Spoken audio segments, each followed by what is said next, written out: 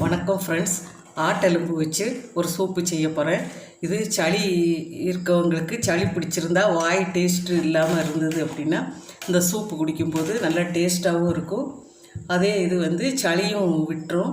முட்டு தேய்மானம் இருக்கவங்க, குறுக்கு வலி இருக்கவங்களுக்கெல்லாம் இது அருமையான ஒரு மருந்து.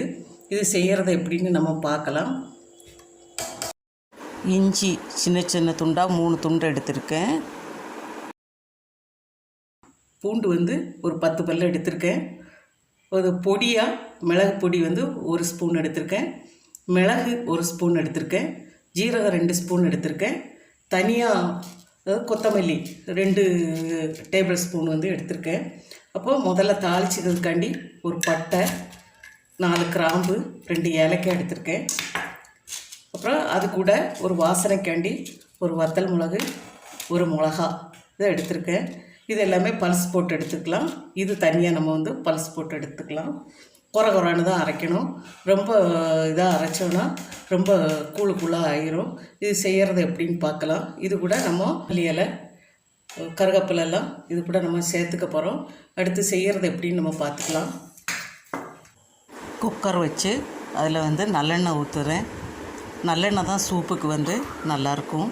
கொஞ்சமாக விட்டால் போதும். நிறையா விட்டோம் அப்படின்னா ஜீரணமாகாது. இப்போ எண்ணெய் காஞ்சிருச்சு.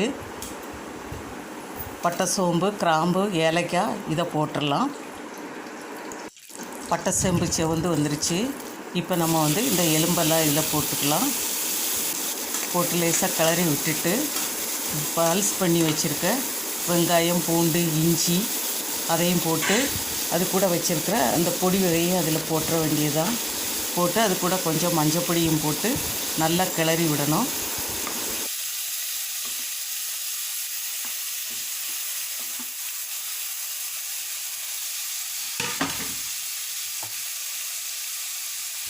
ஒரு கொத்து கருவேப்பிலும் இது கூட போட்டுக்கணும்.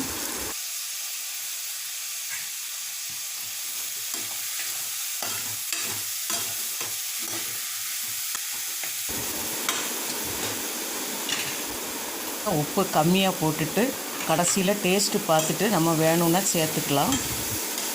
எனக்கு 1.5 லிட்டர் சூப்பு தேவைப்படுது. அதுக்கு நான் முதல்ல பாதி தண்ணி தான் அதில் ஊற்றுவேன். அதுக்கப்புறம் வேக வச்சு எடுத்ததுக்கப்புறம் திருப்பி கொஞ்சம் தண்ணி சேர்த்துக்கலாம். முதல்ல நம்ம சேர்த்தோன்னாக்கா குக்கரில் சமயத்தில் வெளியில் அள்ளி போட்டுருது. அதனால் இப்போ நம்ம மூடி போட்டு வெயிட் போட்டு விட்டுறலாம். இது வேகிறதுக்கு ஒரு 10 விசிலாவது நம்மளுக்கு தேவைப்படும். அதனால் நம்ம சிம்மிலே வச்சு 10 விசில் அடித்து எடுத்துடலாம்.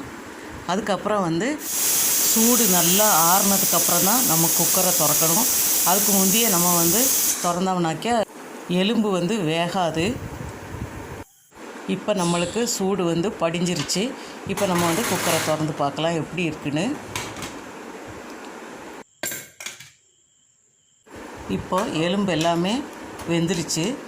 இப்போ நம்ம இது கூட தண்ணி சேர்த்துக்கலாம். இப்போ முதல்ல பாதி தண்ணி சேர்த்துருக்கேன். இப்போ மீதி தண்ணி நம்ம சேர்த்துக்கலாம். இந்த பருவத்தில் உங்களுக்கு தேவைப்பட்டதுன்னா கார்ன்ஃப்ளவர் மாவு ஒரே ஒரு ஸ்பூன் கலக்கி இதில் சேர்த்தோம் அப்படின்னாக்கி கொஞ்சம் திக்காக இருக்கும். அது ஒரு சில ஆளுக்கு பிடிக்கும், ஒரு சில ஆளுக்கு பிடிக்காது. இப்போ நான் மீதி தண்ணியை இதில் ஊற்றிக்கிட்டேன். இந்த சூப்பை 5 நிமிஷம் கொதிக்க விட்டு கொத்தமல்லி இலை, கருவேப்பிலை தூவி நம்ம இறக்கிக்கலாம்.